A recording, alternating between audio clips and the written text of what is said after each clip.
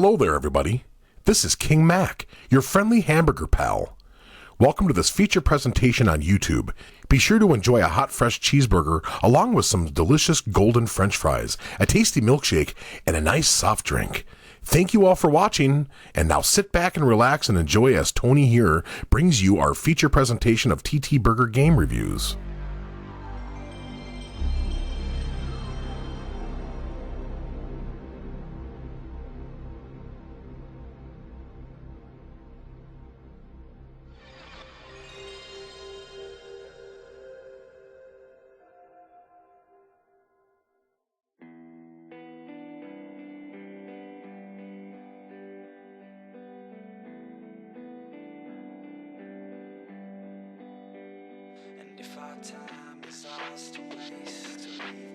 Boo! Boo! Were you scared?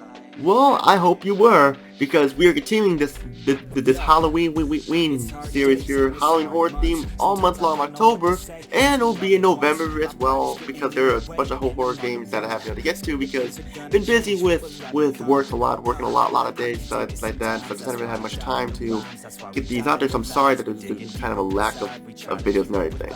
But we're gonna continue here as I bring you all another game review here, TTBurger Remastered Game review. It's been a while since I've done one of these. This is episode 7 of my TTBurger Remastered Game reviews here, and this is episode 7 of them, part 1 of 7 parts.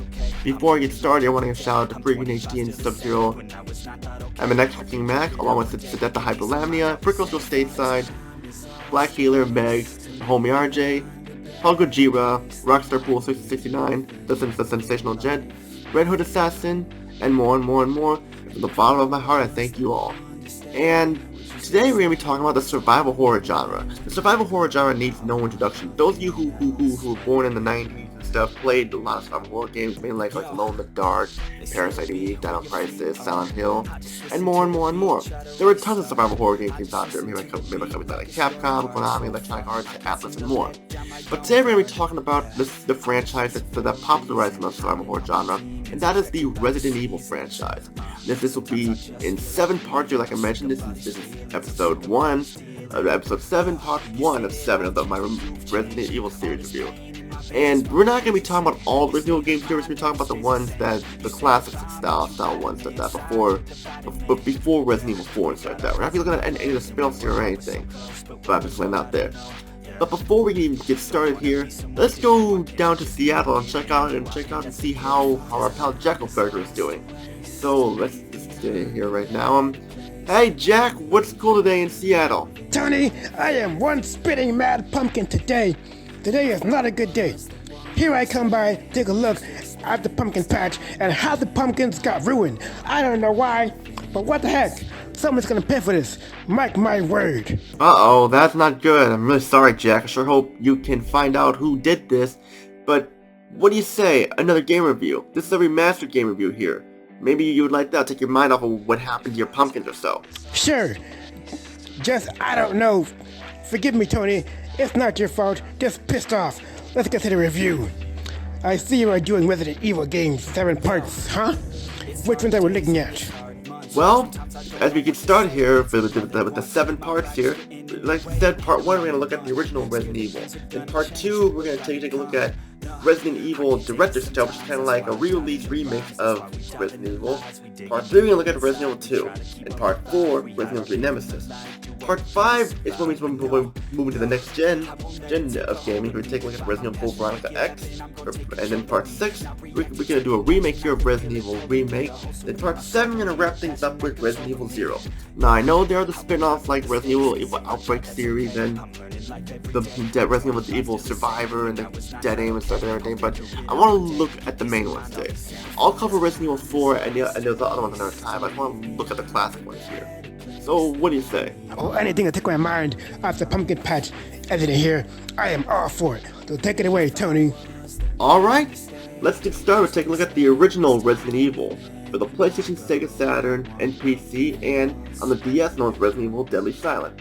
first released on the PlayStation on March 30th, 1996, then a year later, August 31st, 1997 for the Sega Saturn, then on the PC, September 17th, 1997, and then February 7th, 2006 for the Nintendo DS. Resident Evil was one of my all-time favorite franchises, let alone video games ever. It took the survival horror genre from Alone in the Dark and made it better and defined survival horror.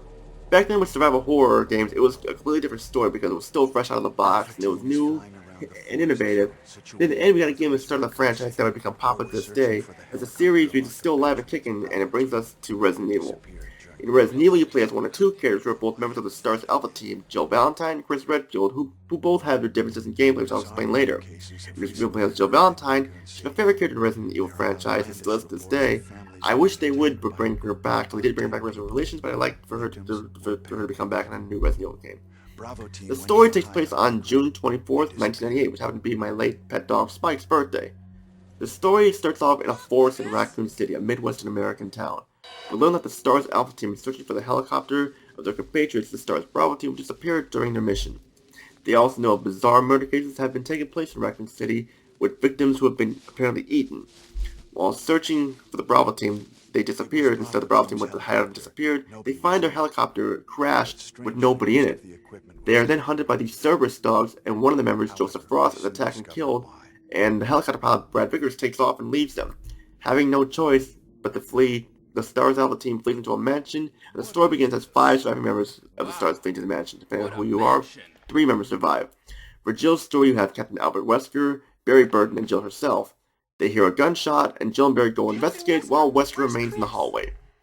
They come into this dining room, and Barry and Jill find blood on the ground, and Jill sees a zombie eating a STARS member named Kenneth, and when they go to report to Wesker, Wesker disappears from the hall, and Barry and Jill separate to find Chris and Wesker and escape. Along the way, you will have to find keys to unlock doors and solve puzzles, get a certain item to advance the game, along with finding weapons to add to your inventory, and most importantly, to survive. At the time, this game was considered cutting edge, and it was a taste of what was to come in survival horror. Let's get back on track here. What I really enjoy about the classic Resident Evil games is something that people hated, that is with the fixed camera angles and the controls, which are called tank controls by many gamers. For those who don't know, let me explain. The tank controls pretty much control your character like a tank. Forward moves you forward, back moves you back, left and right turn your character, and you run a dash with the square button. The R1 aims your gun, the X button shoots and interacts with stuff in the rooms and open doors and more. The graphics in Resident Evil were actually pretty good, with the 3D character models on the pre-rendered 2D backgrounds. The character models have a lot of detail, with a lot of polygons in the faces and the bodies and the way they animate too, even though the mouths don't move and stuff. This was common for a game released in the mid-90s. The enemy models look great. There's a variety of zombies, Cerberus dogs, web spinners, hunters, Neptunes, chimeras, and more, and hunters and stuff. The only problem is that I wish there were a little more variety with the enemy model stuff. This is the same type of zombies over and over, and the same type of like zombie dog and stuff like that. While they look cool, I wish there was a little more variety in them. The backgrounds are pre-rendered with the 3D character models in these backgrounds. It works really well. Although minor complaint is that some of the rooms, like you go into in the mansion stuff, have bright lights and stuff, and making them a little not scary at times and making it not seem desolate and abandoned. But I understand why they did that due to the limited technology they had at the time. One of my favorite parts of the presentation are the door scenes, where you enter in another door, and when you open the door, it switches to a screen that's black all around it, and it shows the door opening. For some reason, I always enjoyed these. I was fascinated by them. Still up to this day. Hell, some good friends of mine on Discord know that I love these door scenes, and I drive them nuts and stuff, but hey, it was wholesome fun for sure. Only problem with the door scenes is that when the knob turns on the door, it does not make a sound. It's only after the knob is turned, then it stops for a second, then it makes a sound, and this is due to loading, but still it's a small nitpick there. You also have the FMV scenes, which do not look the best by today, mainly because there was some censorship done to them, but it does not ruin anything. At least we still have the game here. What I mean by the censorship is the FMV scenes, like the opening, is in black and white and stuff, and they cut out the blood and everything. But in the uncut opening, it is in color and it's gory and stuff too. That's what I'm saying there. And there's also a censored scene where like in the original version in Japan stuff that you see Kenneth's head flying off. They cut that out too and stuff.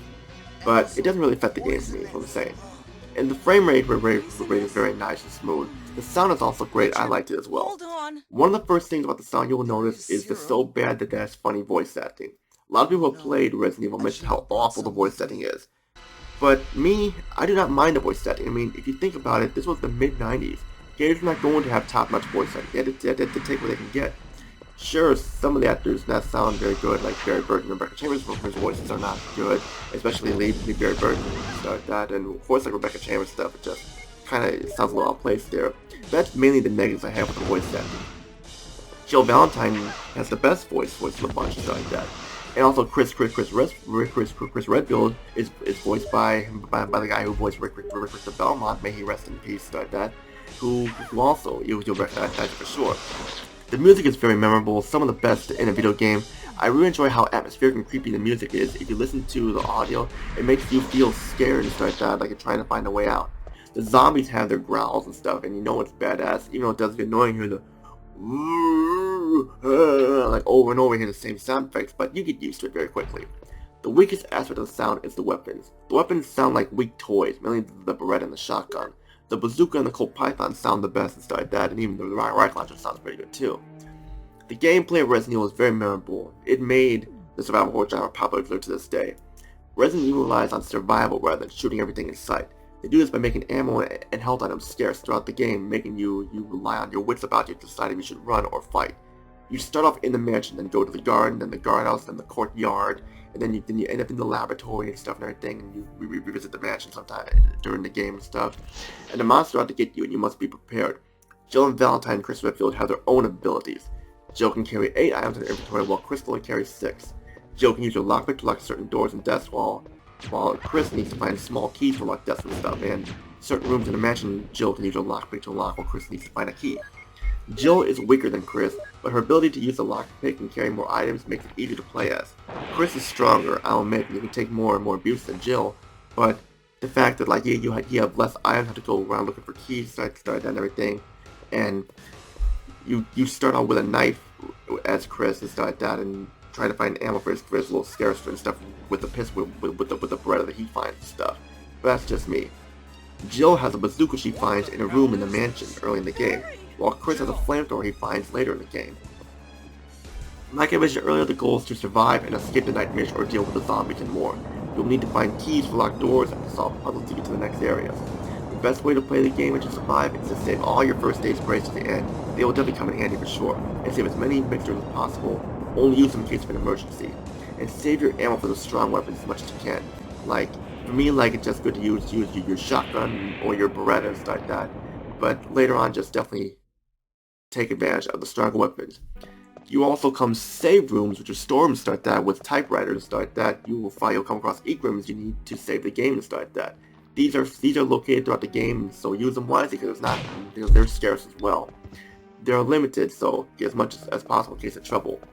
Later on in the game, you learn of the pharmaceutical company called Umbrella Incorporated, who would become a staple to the games later on, and you'll learn more about them and stuff and everything.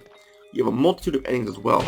A great ending, good ending, bad ending, and worst ending. I don't want to tell you what happens in them, because that's spoiling.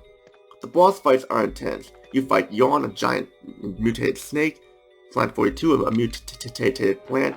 You fight like a giant web spinner spider, and more and more and more. And of course, at the end, you fight the ultimate mid-tyrant, who is one of the coolest looking bad guys in a video game for sure. The controls I had no problem with. Like I mentioned, the tank controls worked perfectly for me. A lot of people said their fingers got sore and stuff like that, but me, I have a double swing left thumb. I didn't really have any problem with it. My hands never get sore from it because I was used to it.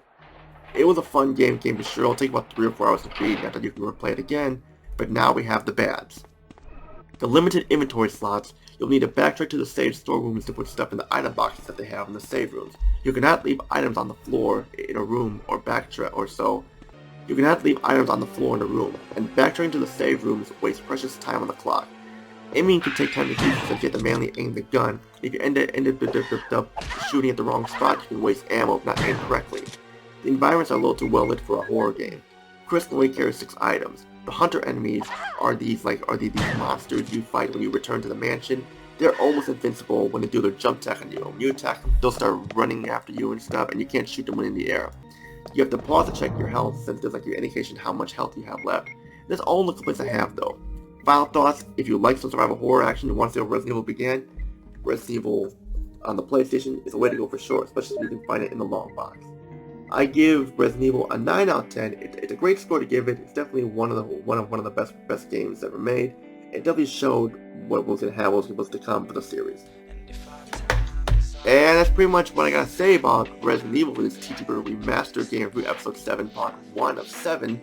Before we even wrap this up here, let's check in with Jack over to see how he's doing, because we know he's been having kind of a rough time with all the pumpkins getting stolen and stuff. Hey Jack, you still with us? You okay with what happened? No, Tony, I am still angry at whoever did that to my pumpkin patch. But I will find out who did it, so excuse me for being angry. It's nothing against you. Hope you find out what caused this mess. It's such a shame people are like that. But just calm down, just relax. It'll be okay. I know everything will be okay. Just take some deep breaths there and calm down, Jack. Whatever, I'll be okay. But next video, what is up next for Resident Evil games? Well, we take a look at Resident Evil Director's Cut, a re-release of the first game with added content. How does this game fare from the original? We have to find out next. Well, I'll wait till then. In the meantime, I have a pumpkin hunt to go on to find out who caused this mess. So I must go now, Tony. Bye-bye. See you later, Jack. Hang in there. It'll all be okay in the end. As like I mentioned, we're gonna take for episode 7, part 2 of 7. We're gonna take a look at Resident Evil Director's Cut, a re-release of the original Resident Evil. How's game faring? I'll find next. All I can say is Tony, peacing out. Have a good day, and see you all in my review of Resident Evil Director's Cut. Take care, everybody.